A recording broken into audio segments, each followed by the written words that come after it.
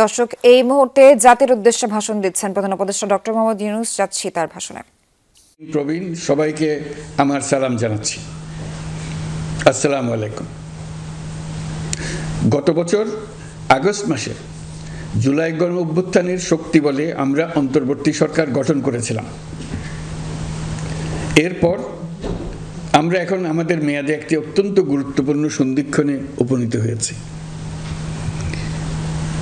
আমাদের সরকারের উপর ন্যস্ত দায়িত্ব ছিল মূলত তিনটি: হত্যাকাণ্ডের বিচার করা, একটি জবাবদিহিমূলক ও কার্যকর গণতান্ত্রিক ব্যবস্থায় উত্তরণের জন্য প্রয়োজনীয় সংস্কারের আয়োজন করা এবং সুষ্ঠু নির্বাচনের মাধ্যমে নির্বাচিত সরকারের কাছে ক্ষমতা হস্তান্তর করা। আমরা জুলাই গণ অভ্যুত্থানকালে তৎকালীন ফ্যাসিস্ট সরকারের নির্দেশে সংগঠিত হত্যাকাণ্ডের বিচার কাজ এগিয়ে নিয়ে যাচ্ছি। এই বিচারের উদ্দেশ্যে গঠিত আন্তর্জাতিক অপরাধ ট্রাইব্যুনাল তাদের প্রথম রায় শীঘ্রই দিতে যাচ্ছে। ট্রাইব্যুনালে আরও কয়েকটি মামলার বিচার চূড়ান্ত পর্যায়ে রয়েছে। সাধারণ ফৌজদারি আদালতগুলোতেও জুলাই হত্যাকাণ্ড সম্পর্কিত কিছু বিচার কাজ শুরু হয়েছে। আমরা একই সাথে দেশের ইতিহাসে প্রথমবারের মতো গুমের মতো নৃশংস অপরাধের বিচার কাজ শুরু করেছি। আমি আনন্দের সঙ্গে আপনাদের জানাতে চাই যে সংস্কারের ক্ষেত্রেও আমরা ব্যাপক অগ্রগতি অর্জন করেছি। অন্তর্বর্তী সরকার নিজ উদ্যোগে বা বিভিন্ন সংস্কার কমিশনের প্রস্তাবের ভিত্তিতে অনেক গুরুত্বপূর্ণ সংস্কারের কাজ সম্পন্ন করেছে। কিছু প্রস্তাবিত সংস্কারের কাজ এখনও চলমান আছে। অধ্যাদেশের মাধ্যমে বা বিদ্যমান আইন সংশোধন করে বিচার বিভাগের স্বাধীনতা, বিচার ব্যবস্থাপনা, আর্থিক খাতে স্বচ্ছতা, প্রাতিষ্ঠানিক সক্ষমতা বৃদ্ধি, ডিজিটালাইজেশন সম্প্রসারণ ও দুর্নীতি প্রতিরোধে বিভিন্ন সংস্কার সম্পন্ন করা হয়েছে। ভবিষ্যতে সুশাসনের জন্য এসব সংস্কার বড় ভূমিকা রাখবে বলে আমরা মনে করি। আশা করি আগামী নির্বাচিত সরকার সংসদে আলাপ আলোচনার মাধ্যমে এইসব সংস্কার গ্রহণ করবে। আমাদের আরেকটি গুরুদায়িত্ব হচ্ছে সুষ্ঠু নির্বাচন অনুষ্ঠান। আমি ঘোষণা করেছি যে আগামী ফেব্রুয়ারির প্রথমার্ধে জাতীয় সংসদ নির্বাচন অনুষ্ঠিত হতে যাচ্ছে।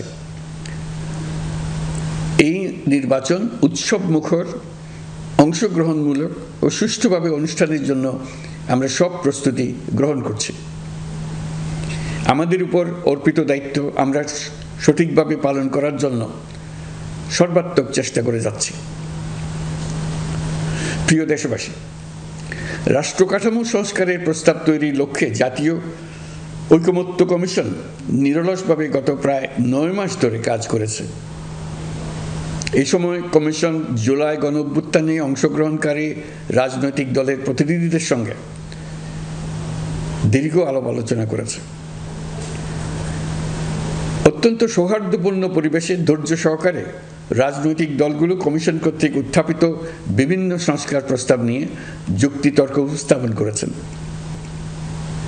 মতের পার্থক্য থাকলেও তা কমিয়ে আনার চেষ্টা করেছেন। অনেক বিষয়ে ঐকমত্যে আসতে পেরেছেন। দেশবাসী সরাসরি সম্প্রচারের মাধ্যমে এই পুরো কার্যক্রম দেখতে পেরেছেন। এটি বাংলাদেশের রাজনীতির ক্ষেত্রে তো বটেই, পৃথিবীর অনেক দেশের জন্য এক অভূতপূর্ব ঘটনা। এটি ভবিষ্যৎ রাজনীতির জন্য আশাব্যঞ্জক। আমি ঐকমত্য কমিশনের সদস্যদের এবং রাজনৈতিক দলগুলোর নেতৃবৃন্দকে গণতান্ত্রিক চর্চার এই অসাধারণ আয়োজনকে সফল করার জন্য আবারও আন্তরিক ধন্যবাদ জানাচ্ছি। ঐকমত্য কমিশনের প্রণীত জুলাই সনদে সংবিধান বিষয়ক 30টি গুরুত্বপূর্ণ সংস্কার প্রস্তাবে রাজনৈতিক দলগুলোর মধ্যে ঐকমত্য তৈরি হয়েছে। এটি একটি ঐতিহাসিক অর্জন। কিছু প্রস্তাবে সামান্য ভিন্নমত আছে, বাকি অল্প কিছু প্রস্তাবে আপাতদৃষ্টে মনে হয় অনেক দূরত্ব আছে, যা গণতান্ত্রিক প্রক্রিয়ায় অস্বাভাবিক কিছু নয়। তবে খতিয়ে দেখলে দেখা যায় যে এসব প্রস্তাবগুলোর ক্ষেত্রেও আসলে মতভিন্নতা খুব গভীর নয়।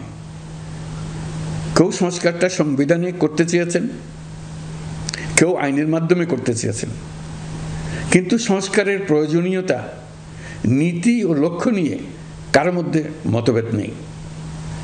কাজেই রাজনৈতিক দলগুলোর প্রকাশ্য বক্তব্য যতখানি পরস্পর বিরোধী অবস্থানে আছে বলে মনে হয়, জুলাই সনদ সঠিকভাবে বিশ্লেষণ করলে ততখানি মত পার্থক্য দেখা যায় না।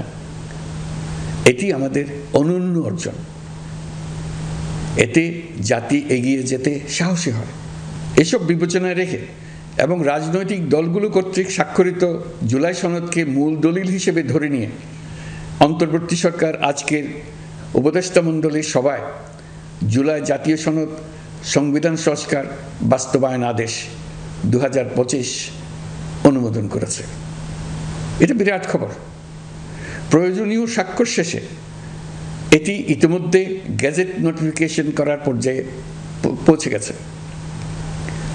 জুলাই সনদ বাস্তবায়নের লক্ষ্যে এই আদেশে আমরা গুরুত্বপূর্ণ কিছু বিধান গ্রহণ করেছি। এর মধ্যে রয়েছে সনদের সংবিধান বিষয়ক সংস্কার প্রস্তাবনার উপর গণভোট অনুষ্ঠান এবং পরবর্তী সময়ে সংবিধান সংস্কার পরিষদ গঠনের সিদ্ধান্ত। আমরা সকল বিষয় বিবেচনা করে সিদ্ধান্ত নিয়েছি যে আগামী জাতীয় সংসদ নির্বাচনের দিনেই গণভোটের আয়োজন করা হবে। অর্থাৎ জাতীয় নির্বাচনের মতো গণভোটও ফেব্রুয়ারির প্রথমার্ধে একই দিনে অনুষ্ঠিত হবে। এতে সংস্কারের লক্ষ্য কোনোভাবে বাধাগ্রস্ত হবে না। নির্বাচন আরও উৎসবমুখর ও সাশ্রয়ী হবে। গণভোট অনুষ্ঠানের লক্ষ্যে উপযুক্ত সময়ে প্রয়োজনীয় আইন প্রণয়ন করা হবে। জুলাই সনদের আলোকে আমরা গণভোটের ব্যালটে উপস্থাপনীয় প্রশ্নও নির্ধারণ করেছি। আমি প্রশ্নটি এখন আপনাদের সামনে পাঠ করে শোনাচ্ছি। প্রশ্নটি হবে এরকম: আপনি কি জুলাই জাতীয় সনদ সংবিধান সংস্কার বাস্তবায়ন আদেশ 2025 এবং জুলাই জাতীয় সনদের লিপিবদ্ধ সংবিধান সংস্কার সম্পর্কিত নিম্নলিখিত প্রস্তাবগুলোর প্রতি আপনার সম্মতি জ্ঞাপন করছেন? ক, নির্বাচনকালীন সময়ে তত্ত্বাবধায়ক সরকার, নির্বাচন কমিশন এবং অন্যান্য সাংবিধানিক প্রতিষ্ঠান জুলাই সনদে বর্ণিত প্রক্রিয়ার আলোকে গঠন করা হবে। খ, আগামী সংসদ হবে 2 কক্ষ বিশিষ্ট। জাতীয় সংসদ নির্বাচনে দলগুলোর প্রাপ্ত ভোটের অনুপাতে 100 জন সদস্য বিশিষ্ট একটি উচ্চকক্ষ গঠিত হবে এবং সংবিধান সংশোধন করতে হলে উচ্চকক্ষের সংখ্যাগরিষ্ঠ সদস্যের অনুমোদন দরকার হবে।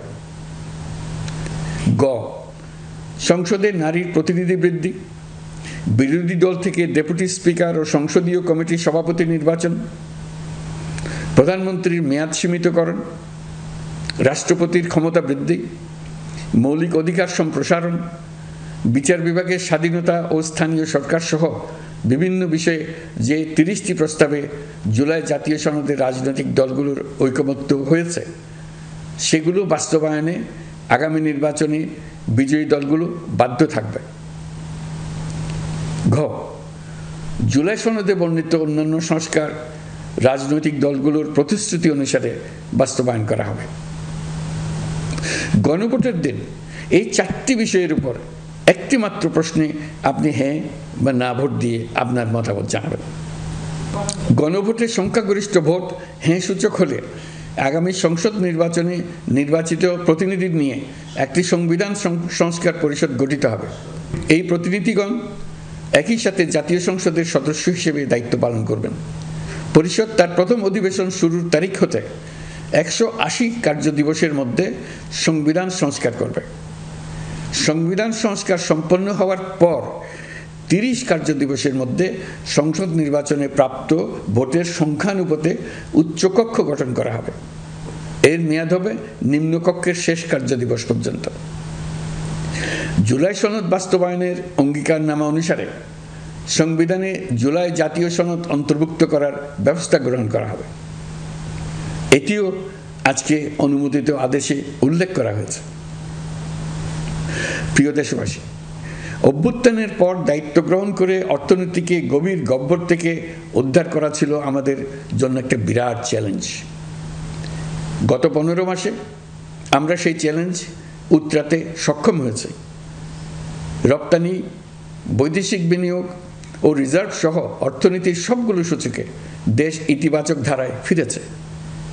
লুট হয়ে যাওয়া ব্যাংকিং খাত ইতিমধ্যে ঘুরে দাঁড়িয়েছে, মানুষের আস্থা ফিরে এসছে। ব্যাংকিং খাতকে আরও শক্তিশালী করতে নানামুখী পদক্ষেপ চলমান রয়েছে। অভ্যুত্থান পরবর্তী সময়ে বিভিন্ন দেশের বৈদেশিক বিনিয়োগ হ্রাস পেলেও বাংলাদেশে গণ অভ্যুত্থান পরবর্তী প্রথম বছরে বৈদেশিক প্রত্যক্ষ বিনিয়োগ অর্থাৎ এফডিআই 19.13% বৃদ্ধি পেয়েছে।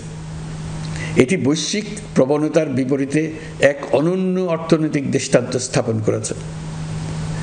আগামী সপ্তাহে ডেনমার্ক ভিত্তিক মায়ার্স গ্রুপের মালিকানাধীন এপিএম টার্মিনালস বিভি এর সঙ্গে লালদিয়া কন্টেইনার টার্মিনাল প্রকল্পে 30 বছরের কনসেশন চুক্তি স্বাক্ষর হতে যাচ্ছে। এই চুক্তির আওতায় ইউরোপীয় এই কোম্পানি $550 মিলিয়ন বিনিয়োগ করবে। এটি এই যাবৎকালে বাংলাদেশে ইউরোপের সর্বোচ্চ একক বিনিয়োগ। লালদিয়া হবে দেশের প্রথম বিশ্বমানের গ্রিন পোর্ট।